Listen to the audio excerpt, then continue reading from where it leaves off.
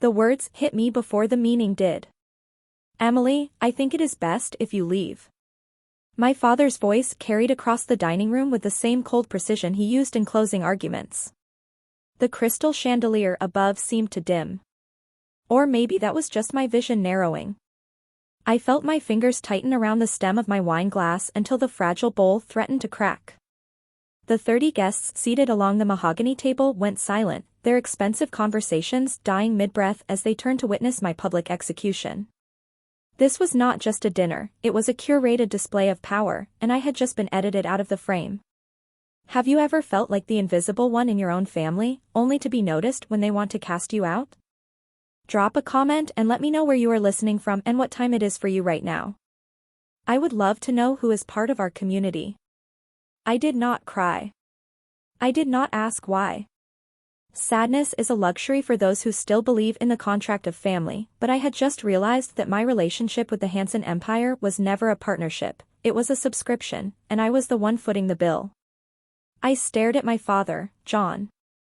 At 63 years old, he carried the aura of a man who owned the very soil of Illinois, a Michelin-starred patriarch who viewed his children as assets to be managed or liquidated.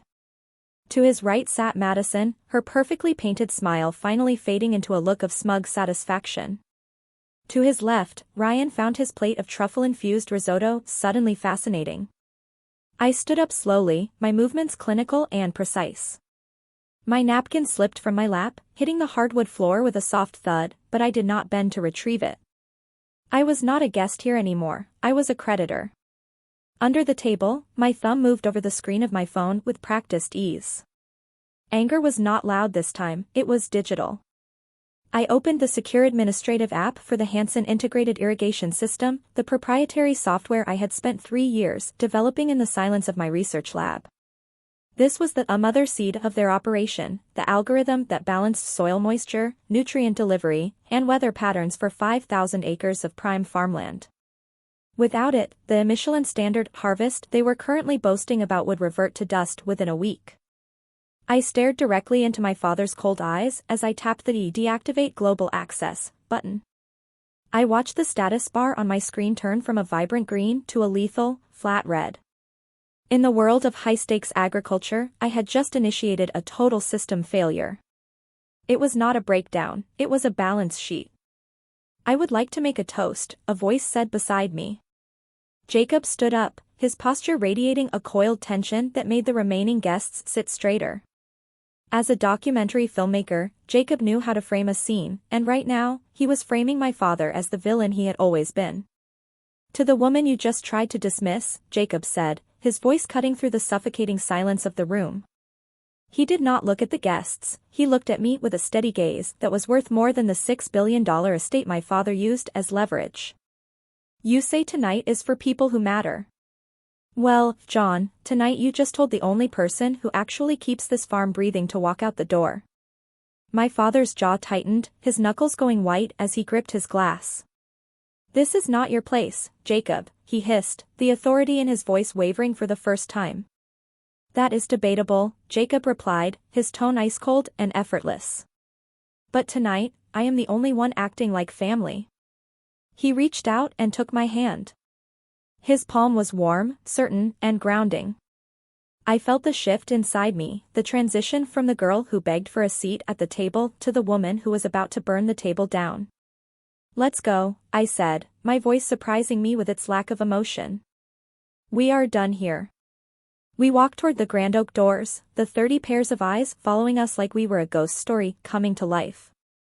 As the door closed with a soft, final click, the cool night air hit my face, and for the first time in 34 years, it felt impossibly clean. The silence in the car was not empty, it was heavy with the debris of 34 years of performance. I looked at my hands, still steady on my lap, and realized that the prison without bars I had lived in was not made of stone or steel, but of a psychological condition known as learned helplessness.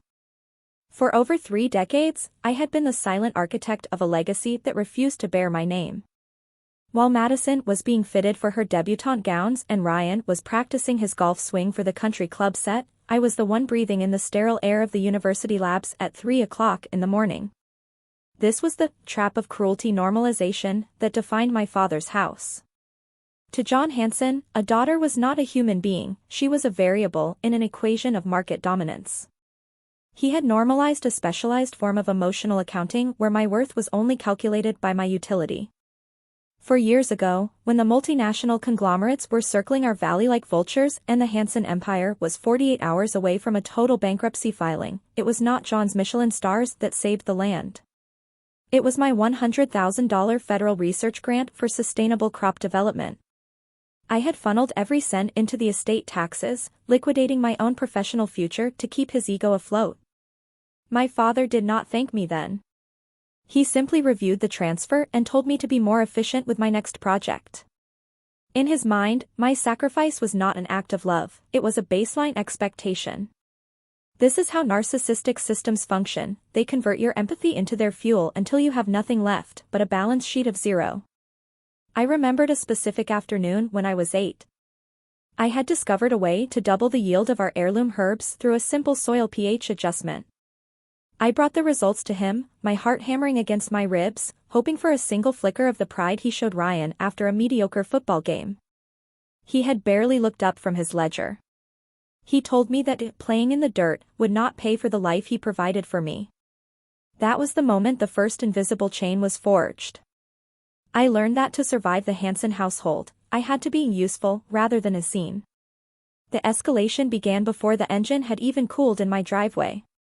My father did not send a text or a plea for reconciliation, he sent a process server. I was handed a thick manila envelope containing a morality clause, claim and a suit for contractual recapture of my independent research lab. He was not trying to bring me back to the table, he was trying to liquidate my existence to save his harvest. He called my intellectual property a family asset, proving that in his world, even my mind was a commodity he believed he had already purchased. Madison followed with a more public form of warfare. She posted a photo of the empty chair at the dinner table to her 100,000 followers, the golden hour light hitting the fine china to hide the rot beneath. Her caption read, "Some branches just aren't meant for the family tree. It is a tragedy when greed outweighs heritage." She did not mention that I was the one who had kept that heritage from being sold at a foreclosure auction 4 years ago. She just painted me as the erratic daughter who had sabotaged her own father's peace of mind for a petty power play.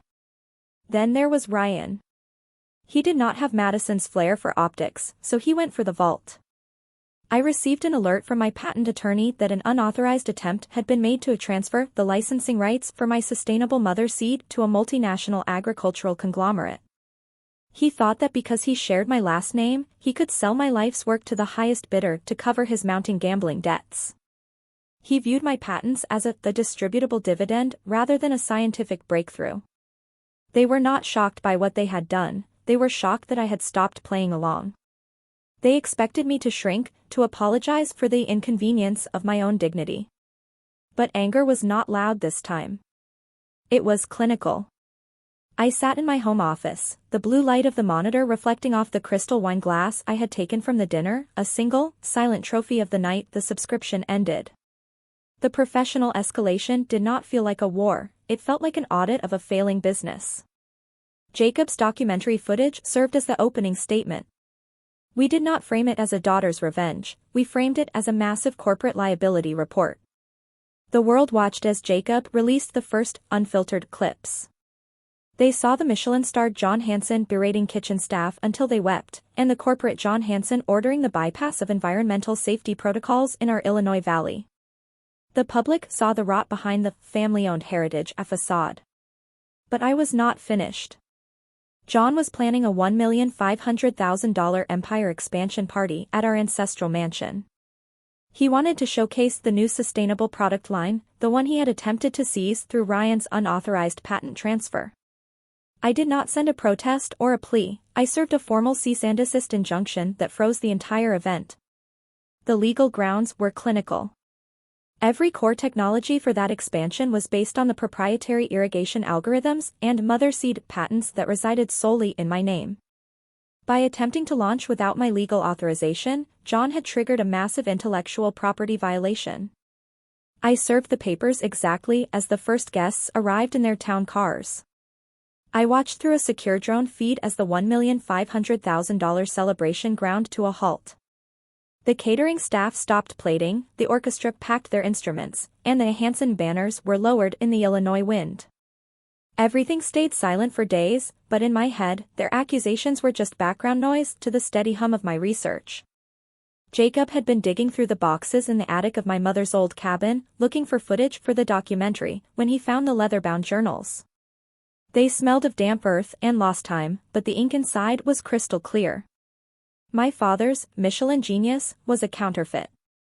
The secret herbal formulas that had built the Hansen empire were not his inventions, they were the traditional medicinal recipes of my mother's ancestors, farmers and healers he had publicly dismissed as unrefined peasants. He had built a $6 billion legacy on stolen intellectual property, branding their generational wisdom as his own corporate innovation. But the kill shot was hidden in a folder at the back of the journal. I found the deed to the valley land from 20 years ago, the one that should have transitioned to my name when I turned 21. My father had forged my mother's signature and my own 14-year-old handwriting to withdraw my inheritance and fold the acreage into his private holdings. He had not just shunned me, he had committed systemic fraud to ensure I remained a worthless burden while he profited from my birthright. The debt was no longer civil, it was criminal. I looked at the forged signature, and I did not feel a flicker of pain, only the cold satisfaction of an audit that had finally reached the core. He was not a patriarch, he was a squatter on a legacy he never owned. The Illinois farmhouse was being appraised for auction when John Hansen arrived at my research lab door. He looked diminished, his Michelin-standard composure replaced by the frantic tremors of a man whose overdraft luck had finally run out. He did not come with a process server or a litigation team this time, he came with a plea. He stood in the doorway, looking at me with eyes that finally recognized my existence only because he needed my output. "Emily," he said, his voice cracking on my name, "the bank is moving in. Foreclosure is scheduled for next month. I need the mother seed patents. If you license them back to the farm, we can stabilize the debt. We can save the Hansen name." "The Hansen name is not yours to save, John," I said, my voice sounding like a clinical assessment of a failed crop. "How can you say that?" he hissed, a flicker of his old arrogance returning. "I built that empire from the ground up. I made you who you are." I did not argue. I simply picked up the manila folder containing the forensic audit of his secret formulas, the ones he had stolen from my mother's ancestors while calling them unrefined peasants. "You did not build anything, John," I delivered the finisher, my tone cold, factual, and lethal. "You just squatted on my mother's brilliance for 30 years while you tried to convince me I was the one who did not measure up." I handed him the formal notice of the criminal proceedings for fraud and theft of intellectual property. I watched the realization hit him that he was not leaving my lab with a seed, he was leaving with a legacy of ashes. The legal fallout was swift and undeniable. John Hansen was no longer a name that commanded the valley, he was a defendant in a federal fraud case. Ryan and Madison, the golden heirs of a stolen legacy, watched their bank accounts flatline as the court-ordered restitution wiped out their luxury lifestyles in a matter of weeks. The Hansen empire was dismantled and restructured into something that actually served the land instead of John's ego. I used the recovered funds to establish the Lineage Sustainable Seed Foundation. It was not just about reclaiming my mother's ancestral formulas, it was about ensuring no other scientist or farmer would ever be made to feel invisible or worthless by a system built on performance reviews. Standing on the edge of a new meadow as the morning sun hit the flourishing crops, I realized that real revenge is not about destruction. It is the justice of the sower. While my father was obsessed with the Michelin standard of status and control, I found peace in the real impact of a healthy harvest. I stopped asking for permission to exist and started granting it to myself. I looked at my phone, saw 117 missed messages of fake concern from people who only noticed me when I became the creditor, and I hit delete all. I was not leaving in shame. I was walking toward a different kind of sunrise, one made of facts, purpose, and quiet freedom. Thank you for standing with me as I reclaimed my identity and my soil. If Emily's journey resonated with you, hit that like button and share this story with someone who needs the courage to set their own boundaries. Justice is not just about making them sorry, it is about making them irrelevant while you build something beautiful they can never touch.